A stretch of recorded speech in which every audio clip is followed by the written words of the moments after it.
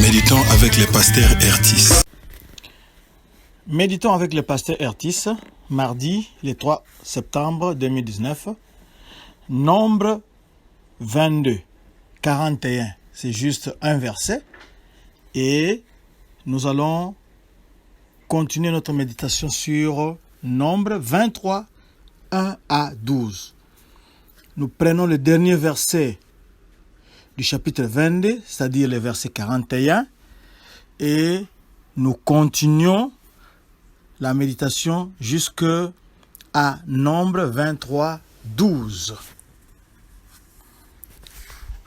Nous aurons quelques questions à nous poser parce que chaque jour, nous devons nous poser des questions pour nous aider à approfondir l'essence du texte. Est-ce que ce passage m'apprend quelque chose sur Dieu le Père, Dieu le Fils ou Dieu le Saint-Esprit? La deuxième, y a-t-il un exemple à suivre ou à ne pas suivre? Et comme je l'avais dit précédemment, chaque jour, nous devons nous interroger sur le verset qui vous a interpellé le plus. C'est ce verset-là que vous pouvez partager avec vos amis, avec votre entourage. Ici, il s'agit du sacrifice de Balaam et de Balak. Et bien sûr, nous allons prendre connaissance du premier message de Balaam. Nous allons prier. Seigneur, merci parce que tu es un Dieu différent.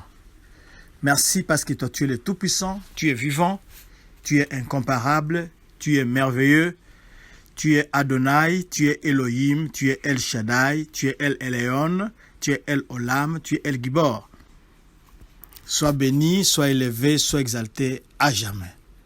Merci pour tout ce que tu fais pour moi, pour nous, pour ton peuple. Nous en avons un échantillon dans la nature, la mère poule qui n'a pas assez de force, mais quand il s'agit de défendre ses petits, elle bondit, elle présente ses griffes. Ça, ce n'est qu'une mère poule. Nous connaissons comment elle est. Elle n'est pas forte, mais elle sait défendre ses petits. Elle sait défendre ses poussins. Merci. Que la gloire te revienne au siècle des siècles par Jésus-Christ. Amen. Nous commençons notre méditation. Nous voyons que au verset 23, qu'est-ce que j'ai dit? Au verset 5 plutôt, chapitre 23, verset 5, nous voyons le Seigneur avait mis des paroles dans la bouche de Balaam. L'Éternel mit des paroles dans la bouche de Balaam.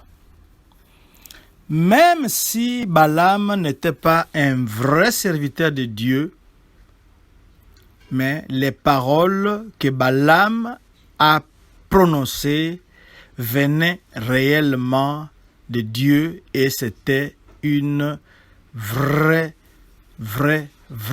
bénédiction.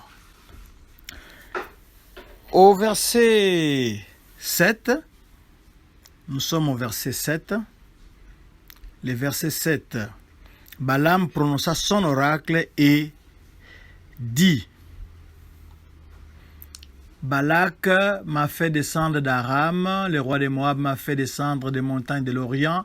Viens, maudis-moi Jacob, viens, sois irrité contre Israël. Les mots que Balaam est en train de dire, de parler ici, même si c'était d'une façon involontaire, mais ces mots affirmaient la providence de Dieu pour la nation d'Israël. C'est très curieux de voir comment le Seigneur a utilisé un mercenaire. Et nous savons qu'il était un devin pour parler clairement, pour bénir clairement Israël. Mais nous savons aussi que c'était une partie de la provision de Dieu. Balaam était en train de clamer qu'il va parler pour le Seigneur. Alors, le Seigneur avait pris ses précautions pour que Balaam parle rien que de sa part.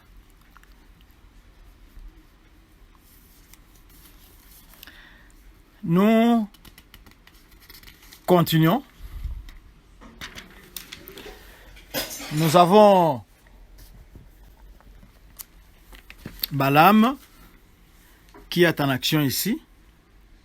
Au lieu de maudire Israël, comme le demandait le roi Balak, le premier message de Balaam, où sa prophétie venait de Dieu. Ça, nous l'avons vu à partir de 23, 7 à 10. Et il ne pouvait rien faire, comme nous l'avons dit, parce que Dieu avait pris ses précautions. Nous avions dit hier qu'il avait retourné la situation. Alors, le devin, Balaam, ne pouvait que bénir Israël. Il ne pouvait pas s'écarter de la volonté de Dieu. Ainsi, nous voyons qu'Israël ne pouvait pas être maudit par Dieu. Quand la bénédiction de Dieu a pris place, aucun pouvoir ne peut changer cela. Aucun, ni personne, quel que soit son rang, quel que soit son grade, si la bénédiction de Dieu est là, rien ni personne ne peut y toucher ni changer quoi que ce soit. Nous avons un verset. C'est le verset 7. Non, le verset 9. Il est dit ceci. Je le vois du sommet des rochers. Je le contemple du haut des collines. C'est un peuple qui a sa demeure à part et qui ne fait point partie des nations. Et qui ne fait point partie des nations. Ça, c'est Israël. Cela signifie que c'était un peuple distinct. Cela signifie que c'était un peuple à part. Et les prophéties de Balaam n'avaient aucun effet sur eux. Dans chacun de ces messages, Yahweh parlait au travers d'un prophète païen. C'est une démonstration de la volonté et du pouvoir de Yahweh. Donc, il peut utiliser n'importe qui. Il peut utiliser n'importe quoi pour faire connaître sa volonté. Et comme nous l'avions dit hier, il est le Dieu qui retourne la situation. Balaam a été engagé par Balak pour maudire Israël. Mais Dieu retourne la situation. Au lieu de maudire Israël pour accomplir le plan de Balak, Dieu a retourné la situation. Au lieu de malédiction, Balaam prononce la bénédiction. Parce que Dieu, entre-temps, était intervenu. Dieu, entre-temps, est entré en danse pour défendre son peuple. Bien-aimés, je voudrais attirer votre attention que dans cette histoire de Balaam et de Balak, Israël n'est pas au courant. Israël ne soupçonne même rien. Je ne sais même pas s'ils ont eu même des rêves. Ils n'ont rien soupçonné et Dieu a pris leur défense. C'est comme ça que Dieu prend votre défense. C'est comme ça que ceux qui vous cherchent noisent, ceux qui vous cherchent des problèmes rencontrent Dieu. Vous n'êtes au courant de rien. Vous dormez, vous êtes absent, vous n'êtes pas là, mais c'est Dieu lui-même qui prend soin de vous, qui prend votre défense, de telle sorte que ceux qui vous cherchent des problèmes, ceux qui vous cherchent noisent, rencontrent Dieu. Alléluia. Quel Dieu merveilleux nous avons. Le Dieu qui prend soin de ses enfants. Le Dieu qui défend ses enfants. Le Dieu qui est leur avant et leur arrière-garde. Donc quand l'attaque vient, elle rencontre l'avant-garde qui est Dieu. Quand l'attaque vient par derrière, elle rencontre l'arrière-garde qui est notre Dieu. Il est incomparable, il est merveilleux, il est le Tout-Puissant, il est El Shaddai. Le Dieu de toute force. Les dieux de bénédiction. Bien-aimés, vous qui n'avez pas encore choisi ces dieux, c'est maintenant le moment de les choisir. C'est le jour du salut aujourd'hui que vous écoutez ma voix. N'endurcissez pas votre cœur, mais venez à lui maintenant, humblement, dites simplement, de ma bouche, je confesse le Seigneur Jésus, je confesse qu'il est Seigneur, et dans mon cœur, je crois qu'il a été ressuscité des morts, ainsi je suis sauvé. Si vous avez fait cette prière, que Dieu vous bénisse, vous devenez un enfant de Dieu.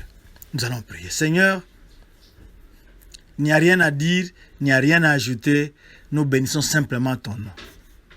Nous bénissons simplement ton nom parce que tu connais notre faiblesse. Tu connais nos capacités, très limitées.